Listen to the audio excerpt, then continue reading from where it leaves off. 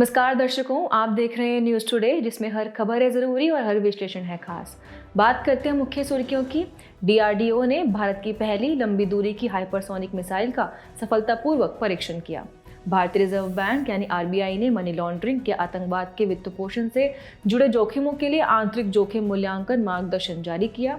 ICR ने भारत में सार्वजनिक वितरण प्रणाली पीडीएस को युक्तिसंगत बनाना शीर्षक से पॉलिसी ब्रीफ जारी किया। एक नए शोध के अनुसार वायुमंडल में मौजूद माइक्रोप्लास्टिक मौसम और जलवायु को प्रभावित कर सकते हैं। स्विस भौतिकविदों ने पहली बार पूरी तरह से यांत्रिक क्यूबिट्स का निर्माण किया। An eye on methane invisible but not unseen report का चौथा संस्करण लॉन्च किया गया। चलिए बुलेटिन की शुरुआत करते हैं और रुख करते हैं आज की पहली मुख्य खबर की तरफ। डीआरडीओ ने भारत की पहली लंबी दूरी की हाइपरसोनिक मिसाइल का सफलतापूर्वक परीक्षण किया। रक्षा अनुसंधान एवं विकास संगठन डीआरडीओ ने इस हाइपरसोनिक मिसाइल का उड़ीसा के पूर्वी तट पर डॉक्टर एपीजे अब्दुल कलाम द्वीप से परीक्षण किया। आपको बता दें कि इस हाइपरसोनिक मिसाइल की रेंज 1500 किलोमीटर से अधिक है। इससे पहले ये तकनीक केवल संयुक्त राज्य अमेरिका, रूस और चीन के पास थी। चलिए सबसे पहले परीक्षण के दौरान प्रदर्शित तकनीकें जान लेते हैं। पहली है एरोडायनामिक कार्यप्रणाली। ये तकनीक मिसाइल उड़ान के दौरान दिशा में बदलाव पर स्थिरता और नियंत्रण बनाए रखने के लिए जरूरी है। दूसरी है स्क्रैमजेट प्रणोदन का उपयोग। यह हाइपरसोनिक गति पर प्रज्वलन और निरंतर दहन बनाए रखने के लिए उपयोगी है। स्क्रैमजेट प्रणोदन प्रणाली ईंधन के दहन के लिए सामने की वायु को संपीड़ित करने हेतु जेट इंजन की आगे की गति का उपयोग करती है। ये तकनीक हाइपरसोनिक गति पर कार्य करती है। एक scramjet air breathing jet engine का एक रूप है। इसके अलावा है थर्मोस्ट्रक्चरल प्रणाली। यह तकनीक हाइपरसोनिक उड़ानों के दौरान विमान को चरम वायु तापीय वातावरण का सामना करने में सक्षम बनाती है। हाइपरसोनिक वेग पर पेलोड से मिसाइल को अलग करने की प्रणाली। अब ये जानते हैं कि हाइपरसोनिक मिसाइल होती क्या है। ये मिसाइलें न्यूनतम मैक 5 की गति यानी ध्वनि की गति से 5 गुना गति से उड़ सकती हैं। आपको बता दें ध्वनि की गति मैक 1 है। मैक 1 से मैक 5 के बीच की गति सुपरसोनिक होती है। मैक 5 से अधिक की गति हाइपरसोनिक कहलाती है। हाइपरसोनिक मिसाइलें उड़ान के दौरान अपनी दिशा और प्रक्षेप पथ बदल सकती हैं। उच्च गति से उड़ने वाली ऐसी मिसाइलों का पता लगाना तथा उन्हें नष्ट करना अत्यंत कठिन होता है। खबर में आगे बढ़ते हुए भारत की अन्य मिसाइल प्रणालियों पर भी चर्चा कर लेते हैं। सेवा में शामिल की गई मिसाइलों को देखें तो आकाश सतह से हवा में मार करने वाली मिसाइल और ब्रह्मोस जो कि एक लंबी दूरी की सुपरसोनिक क्रूज मिसाइल है आदि शामिल हैं। वहीं विकास चरण वाली मिसाइलें देखें तो नाग एक एंटी टैंक गाइडेड मिसाइल है, अस्त्र जो कि हवा से हवा में मार करने वाली मिसाइल है और अग्नि जो कि लंबी दूरी तक मार करने वाली बैलिस्टिक मिसाइल है आदि शामिल है। खबर के अंत में रक्षा अनुसंधान एवं विकास संगठन डीआरडीओ के बारे में भी बात कर लेते हैं। इसकी स्थापना 1958 में हुई थी। ये रक्षा मंत्रालय का अनुसंधान एवं विकास संगठन है। ये संगठन अत्याधुनिक रक्षा प्रौद्योगिकियों के विकास तथा रक्षा क्षेत्र में आत्मनिर्भरता प्राप्त करने के लिए प्रयासरत है।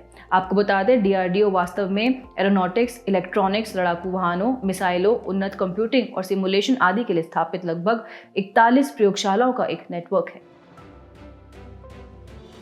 बढ़ते अगली मुख्य खबर की तरफ। भारतीय रिजर्व बैंक आरबीआई ने मनी लॉन्ड्रिंग या आतंकवाद के वित्त पोषण से जुड़े जोखिमों के लिए आंतरिक जोखिम मूल्यांकन मार्गदर्शन जारी किया। सबसे पहले मार्गदर्शन के मुख्य फोकस को देखें तो धोखाधड़ी के लिए डेटा आधारित मात्रात्मक अप्रोच पर ध्यान केंद्रित करना, अनुपालन, ड्यू डिलिजेंस और निरंतर निगरानी के साथ जोखिम आधारित फ्रेमवर्क पर पूरी तरह से जोर देना आदि है। अब इस मार्गदर्शन की प्रासंगिकता को देखा जाए तो पहली है घटनाओं की बढ़ती दर। आरबीआई की वार्षिक रिपोर्ट 2023-24 से पता चलता है कि धोखाधड़ी के मामलों की कुल संख्या 2022-23 के 13,564 से बढ़कर 2023-24 में 36,075 हो गई थी। दूसरी है वैश्विक जीडीपी को नुकसान। संयुक्त राष्ट्र मादक पदार्थ एवं अपराध कार्यालय यूएनओडीसी का अनुमान है कि प्रत्येक वर्ष विश्व भर में $800 बिलियन से $2 ट्रिलियन तक का मनी लॉन्ड्रिंग होता है। ये वैश्विक सकल घरेलू उत्पाद का 2 से 5% है। इसी के साथ अब मनी लॉन्ड्रिंग या आतंकवाद के वित्त पोषण के साथ वित्तीय प्रणाली से संबंधित जोखिम जानते हैं। सबसे पहला है राजनीतिक जोखिम, देशों को कमजोर करना तथा उनकी स्थिरता को प्रभावित करना। दूसरा है सुरक्षा, आंतरिक और बाह्य सुरक्षा का प्रभावित होना, आतंकवाद और आतंकवाद के वित्त पोषण से संबंधित खतरे उत्पन्न होना। इनमें आईएसआईएल या अल कायदा से संबंधित खतरे भी शामिल हैं। आर्थिक जोखिम को देखें तो बैंक के धन का गलत इस्तेमाल करके क्रेडिट आधारित धोखाधड़ी करना। इससे अन्य आर्थिक क्षेत्रों के लिए वित्तीय मदद में बाधा उत्पन्न होती है। और आखिरी है सामाजिक। इससे सामाजिक सद्भाव पर दुष्प्रभाव पड़ता है। साथ ही इससे सांप्रदायिक तनाव और अपराध को भी बढ़ावा मिलता है। अंत में मनी लॉन्ड्रिंग की आतंकवाद के वित्त पोषण से निपटने के लिए शुरू की गई पहले भी जान लेते हैं।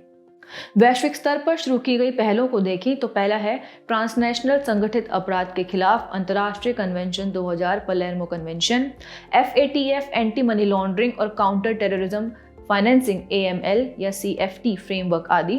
और भारत द्वारा शुरू की गई पहलों को देखें तो धन शोधन निवारण अधिनियम 2002 PMLA लागू किया गया है।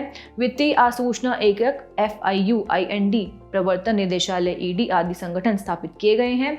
विदेशी मुद्रा प्रबंधन अधिनियम 2000 FEMA FEMA लागू किया गया है इत्यादि। तो अब बढ़ते हैं अगली मुख्य खबर की तरफ। ICR ने भारत में सार्वजनिक वितरण प्रणाली PDS को युक्तिसंगत बनाना शीर्षक से पॉलिसी ब्रीफ जारी किया। इस पॉलिसी ब्रीफ के अनुसार सार्वजनिक वितरण प्रणाली के तहत कई वास्तविक लाभार्थियों को अनाज नहीं मिलने और अनाज का अन्य देशों में उपयोग की शिकायतें शामिल हैं। इस ब्रीफ में लीकेज को समाप्त करने तथा खाद्य और पोषण सुरक्षा सुनिश्चित करने हेतु PDS में सुधार के तरीके बताए गए हैं। सबसे पहले पॉलिसी ब्रीफ के मुख्य बिंदुओं पर एक नजर डालते हैं। इनमें पहला बिंदु है PDS लीकेज। भारतीय खाद्य निगम यानी FCI और राज्य सरकारों द्वारा आपूर्ति किए गए 28% आवंटित अनाज वास्तविक लाभार्थियों तक नहीं पहुंच पाता है। इससे लगभग 69,108 करोड़ रुपए का वित्तीय नुकसान हुआ है। दूसरा है हालिया सुधारों का प्रभाव। राशन कार्ड को आधार नंबर से जोड़ने और 95% उचित मूल्य की दुकानों FPS पर पॉइंट ऑफ सेल POS मशीनों की उपलब्धता से अनाज वितरण में दक्षता बढ़ी है। हालांकि अभी भी लीकेज पूरी तरह खत्म नहीं हुई है। अगला है अलग अलग राज्यों में अलग अलग स्थिति। बिहार और पश्चिम बंगाल जैसे राज्यों ने PDS लीकेज को कम करने में अधिक सुधार दर्ज किए हैं। वहीं अरुणाचल प्रदेश, नागालैंड जैसे पूर्वोत्तर राज्यों और गुजरात में उच्च लीकेज की स्थिति बनी हुई है। विशेष रूप से पूर्वोत्तर राज्यों में PDS का डिजिटलीकरण नहीं होने की वजह से उच्च लीकेज जारी है। अब खबर में आगे बढ़ते हुए मुख्य सुझाव जान लेते हैं। पहला है वास्तविक लाभार्थियों की पहचान करना। वर्तमान में देश की लगभग 57% आबादी को PDS के तहत मुफ्त अनाज वितरित किया जा रहा है। इसके बदले में सबसे गरीब 15% लाभार्थियों को मुफ्त अनाज देना चाहिए। शेष लाभार्थियों को न्यूनतम समर्थन मूल्य MSP की 50% की दर से खाद्यान्न वितरित करना चाहिए। प्रत्यक्ष लाभ अंतरण DBT का विस्तार करना चाहिए। इसके लाभ को देखें तो DBT अनाज के लीकेज को कम करता है, प्रशासनिक लागत को कम करता है और नागरिकों को अपनी इच्छा और जरूरत के अनुसार आहार चुनने में सशक्त बनाता है। इसके अलावा उचित मूल्य की दुकानों FPS को पोषण केंद्रों में बदलना भी एक सुझाव है। अनाज की हेराफेरी की समस्या से निपटने के लिए चुनिंदा FPS में फूड कूपन जारी करने की व्यवस्था लागू की जा सकती है। अंत में सार्वजनिक वितरण प्रणाली PDS के बारे में भी बात कर लेते हैं। लाभार्थियों के कवरेज के हिसाब से ये दुनिया का सबसे बड़ा खाद्य वितरण कार्यक्रम है। ये प्रणाली केंद्र और राज्यों की संयुक्त जिम्मेदारी के तहत संचालित होती है। केंद्र सरकार FCI के जरिए खाद्यान्नों की खरीद, भंडारण, परिवहन और थोक आवंटन के लिए जिम्मेदार है। राज्य सरकारें राज्य के भीतर खाद्यान्नों के आवंटन, पात्र परिवारों की पहचान, राशन कार्ड जारी करने तथा उचित मूल्य की दुकानों की निगरानी एवं परिचालन के लिए उत्तरदायी हैं। अब PDS के विकास को देखें तो 1992 में संशोधित सार्वजनिक वितरण प्रणाली शुरू की गई थी। 1997 में लक्षित सार्वजनिक वितरण प्रणाली TPDS शुरू की गई थी। 2000 में अंत्योदय अन्न योजना AAY शुरू की गई थी। 2013 में राष्ट्रीय खाद्य सुरक्षा अधिनियम लागू किया गया था और 2020 में प्रधानमंत्री गरीब कल्याण अन्न योजना PMGKAY शुरू की गई थी। इसी के साथ नजर डालते हैं अगली मुख्य खबर पर। एक नए शोध के अनुसार वायुमंडल में मौजूद माइक्रोप्लास्टिक मौसम और जलवायु को प्रभावित कर सकते हैं। एक नए शोध में पाया गया है कि माइक्रोप्लास्टिक बर्फ का केंद्रक बनाने वाले कणों के रूप में कार्य करते हैं। ये कण माइक्रोप्लास्टिक एरोसोल होते हैं जो बादलों में बर्फ के क्रिस्टल के निर्माण में सहायता करते हैं। जल की बूंद में किसी भी तरह का तत्व बर्फ के क्रिस्टल बनाने में भूमिका निभा सकता है, भले ही वह धूल, बैक्टीरिया या माइक्रोप्लास्टिक ही क्यों ना हो। इसके लिए वे बर्फ को केंद्रक का निर्माण करने वाले तत्व प्रदान करते हैं। हालांकि छोटी संरचना वाले ऐसे कण या विकृति जल की बूंद को अपेक्षाकृत गर्म तापमान पर भी जमने के लिए प्रेरित कर सकते हैं, जिससे बादलों का निर्माण प्रभावित होता है। आपको बता दें कि बादल तब बनते हैं जब जलवाष्प छोटे तैरते कणों पर संघनित होकर तरल जल की बूंदों या बर्फ के क्रिस्टल में बदल जाते हैं। चलिए सबसे पहले वायुमंडल में माइक्रोप्लास्टिक का प्रभाव जानते हैं। पहला है वर्षा पैटर्न। माइक्रोप्लास्टिक जैसे अनेकों एरोसोल कणों से युक्त प्रदूषित वातावरण में मौजूद जल बहुत से एरोसोल कणों के बीच वितरित हो जाता है, जिससे छोटी बूंदें बनती हैं। इसके कारण जब वर्षा होती है तो ये या तो बहुत कम मात्रा में होती है या अत्यधिक मात्रा में होती है। दूसरा है ग्लोबल वार्मिंग। तरल जल की मात्रा की तुलना में बर्फ की मात्रा भी यह निर्धारित करने में महत्वपूर्ण है कि बादलों पर किस हद तक वार्मिंग या कूलिंग प्रभाव पड़ेगा। अन्य प्रभावों को देखें तो वायुमंडलीय बर्फ के क्रिस्टल से बादलों का निर्माण प्रभावित होता है। इससे मौसम के पूर्वानुमान, जलवायु मॉडलिंग, विमानन सुरक्षा आदि में बाधा आती है। खबर में आगे बढ़ते हुए माइक्रोप्लास्टिक को कम करने के लिए शुरू की गई पहले जान लेते हैं। सबसे पहले वैश्विक स्तर पर शुरू की गई पहले जानते हैं। प्लास्टिक प्रदूषण और समुद्री अपशिष्ट पर वैश्विक भागीदारी शुरू की गई है। प्लास्टिक प्रदूषण को समाप्त करने और कानूनी रूप से बाध्यकारी एक अंतर्राष्ट्रीय समझौता तैयार करने के लिए संयुक्त राष्ट्र पर्यावरण सभा का संकल्प अपनाया गया है। इसके अलावा अंतर्राष्ट्रीय परमाणु ऊर्जा एजेंसी IAEA ने NUTEC प्लास्टिक पहल शुरू की है। अब भारत द्वारा शुरू की गई पहले जान लेते हैं। एकल उपयोग प्लास्टिक पर प्रतिबंध लगाया गया है। प्लास्टिक अपशिष्ट प्रबंधन नियम 2016 लागू किए गए हैं और साथ ही खादी और ग्रामोद्योग आयोग KVIC ने प्रोजेक्ट रिप्लान यानी REPLAN reducing plastic from nature शुरू किया है। खबर के अंत में वायुमंडलीय माइक्रोप्लास्टिक के स्रोत जान लेते हैं। पहला है सिंथेटिक वस्त्रों व टायर्स का अपघर्षण। दूसरा है प्लास्टिक अपशिष्ट का अपूर्ण भस्मीकरण। तीसरा है व्यक्तिगत देखभाल से जुड़े उत्पाद और आखिरी है शहरों से उड़ने वाली धूल तथा सड़कों से होने वाला अपघर्षण। और अब बात करते हैं हमारी अगली मुख्य खबर की। स्विस भौतिकविदों ने पहली बार पूरी तरह से यांत्रिक क्यूबिट्स का निर्माण किया। आपको बता दें कि यांत्रिक यानी मैकेनिकल क्यूबिट्स क्वांटम एरर की समस्या का हल निकाल सकते हैं। साथ ही ये मैकेनिकल क्यूबिट्स उन वर्चुअल क्यूबिट्स की कम उपयोग योग्य अवधि संबंधी समस्याओं का भी समाधान कर सकते हैं जो इलेक्ट्रोमैग्नेटिक्स का उपयोग करके निर्मित किए गए हैं। इन समस्याओं से क्वांटम कंप्यूटर की क्षमता का लाभ उठाने में बाधा उत्पन्न होती है। साथ ही क्वांटम कंप्यूटर द्वारा डेटा को एनकोड करने के लिए क्यूबिट्स यानी क्वांटम बिट्स का उपयोग किया जाता है।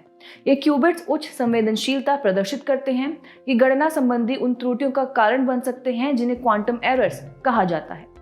पारंपरिक कंप्यूटर द्वारा 0 या 1 का प्रतिनिधित्व करने वाले बिट्स का उपयोग करके जानकारी संग्रहित की जाती है।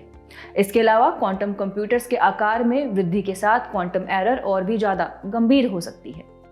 चलिए अब क्वांटम कंप्यूटर के बारे में कुछ जानकारी प्राप्त करते हैं। क्वांटम कंप्यूटर क्वांटम मैकेनिक्स पर आधारित होते हैं। क्वांटम मैकेनिक्स यह वर्णन करता है कि कैसे उप परमाणु कण यानी सब atomic particles macro level physics से अलग व्यवहार करते हैं।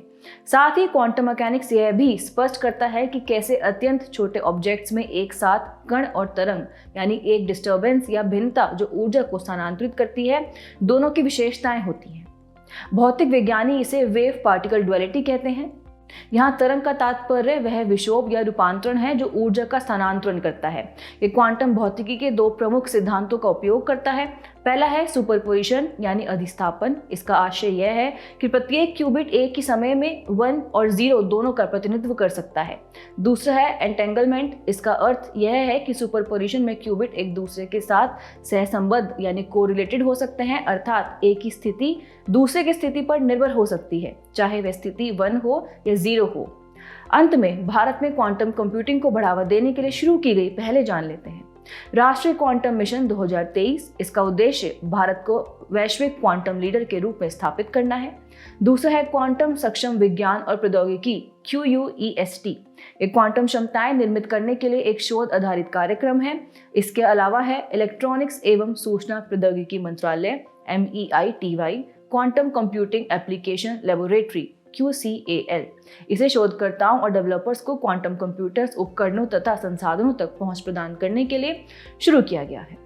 Quantum computer simulator QSIM toolkit भी एक पहल है। इसे शोधकर्ताओं को ऐसे क्वांटम कंप्यूटर्स बनाने में मदद करने के लिए डिजाइन किया गया है जिन्हें बनाना बहुत कठिन है। और आखिरी है क्वांटम समर्थित ग्रीन हाइड्रोजन उत्पादन तकनीक। इसे BHU वाराणसी ने विकसित किया है। नजर डालते हैं आज की अंतिम मुख्य खबर पर। An eye on methane, invisible but not unseen report का चौथा संस्करण लॉन्च किया गया। आपको बता दें कि यह रिपोर्ट संयुक्त राष्ट्र पर्यावरण कार्यक्रम UNEP की अंतर्राष्ट्रीय मीथेन उत्सर्जन वेधशाला IMEO द्वारा प्रकाशित की गई है। IMEO ग्लोबल मीथेन प्लेज का एक मुख्य कार्यान्वयन भागीदार है। यह मीथेन उत्सर्जन पर मुक्त, विश्वसनीय और कार्रवाई योग्य डेटा प्रदान करता है। चलिए सबसे पहले ये जानते हैं कि IMEO किन स्रोतों से डेटा एकत्र कर प्रकाशित करती है। पहला स्रोत है oil and gas methane partnership 2.0 यानी OGMP 2.0। OGMP 2.0 के माध्यम से उद्योग की कठोरता पूर्वक रिपोर्टिंग के जरिए डेटा एकत्र किया जाता है। दूसरा है methane alert and response system MARS Mars के माध्यम से उपग्रहों से डेटा एकत्र किया जाता है। इसके अलावा वैश्विक मीथेन विज्ञान अध्ययनों के जरिए डेटा एकत्र किया जाता है। और आखिरी है राष्ट्रीय उत्सर्जन इन्वेंट्रीज, इससे भी डेटा एकत्र किया जाता है। खबर की बेहतर जानकारी के लिए रिपोर्ट के मुख्य बिंदुओं पर अब एक नजर डालते हैं।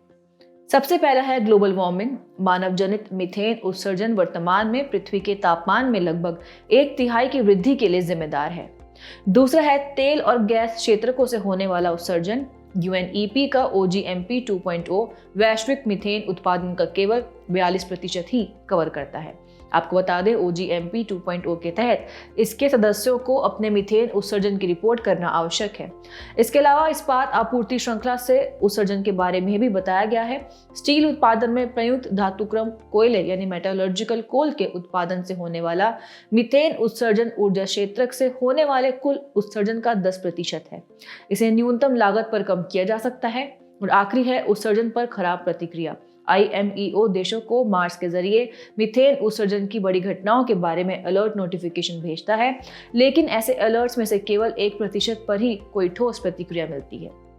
ऐसे में अब ये जानते हैं कि मीथेन उत्सर्जन को कम करने के लिए कौन से कदम उठाए गए हैं। वैश्विक स्तर पर ग्लोबल मीथेन प्लेज, जलवायु और स्वच्छ वायु गठबंधन, ग्लोबल मीथेन अलायंस जैसे कदम उठाए गए हैं।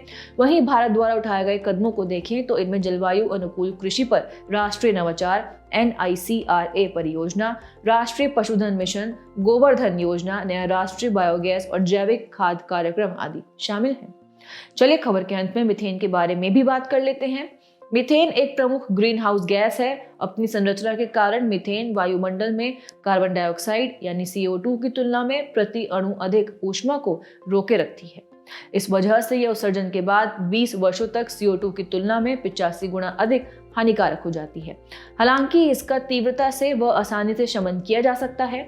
यह एक अल्पकालिक जलवायु प्रदूषक यानी short lived climate pollutant SLCP है। इसका वायुमंडलीय जीवन काल 12 वर्ष है। यह रासायनिक अभिक्रिया द्वारा शोभ मंडलीय ओजोन यानी ट्रोपोस्फेरिक ओजोन नामक हानिकारक वायु प्रदूषक गैस के उत्पन्न होने में भी योगदान करती है।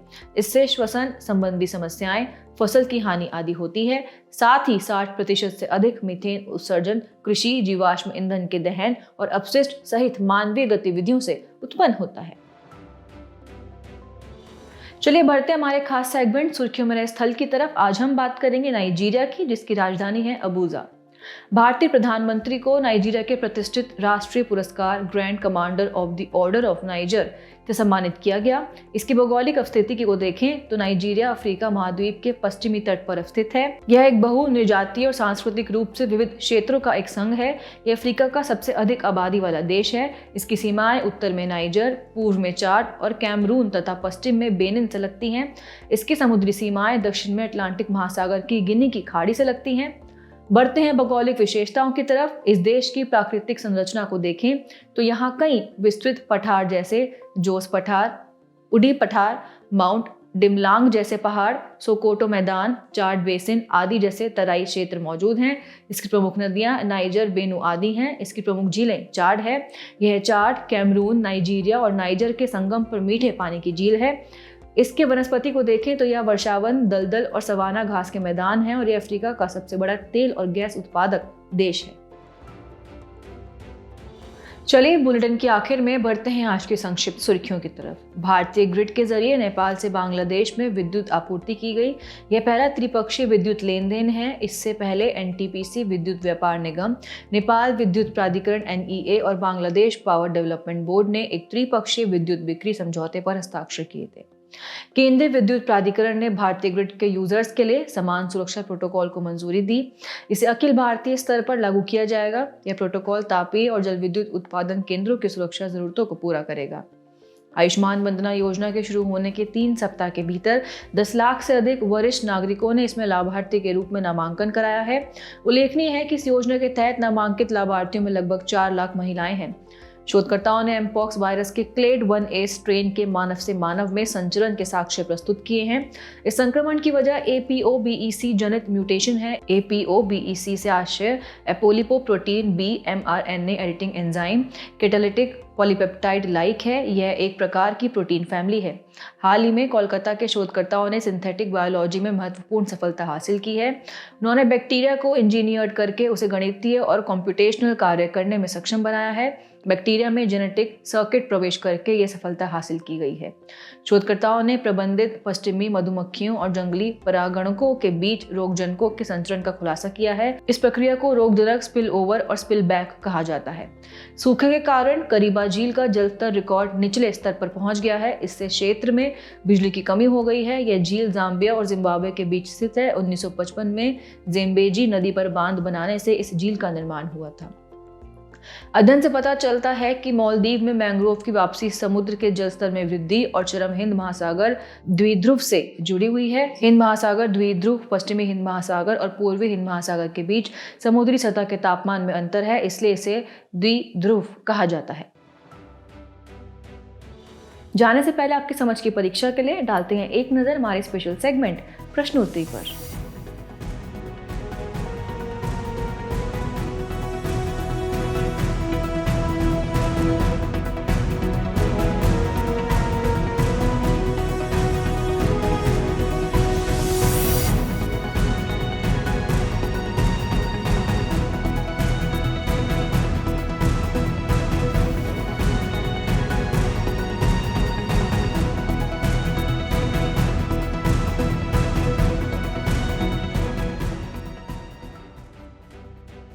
हमसे जुड़ने के लिए आपका धन्यवाद। उम्मीद है न्यूज़ टुडे का यह बुलेटिन आपको पसंद आया होगा।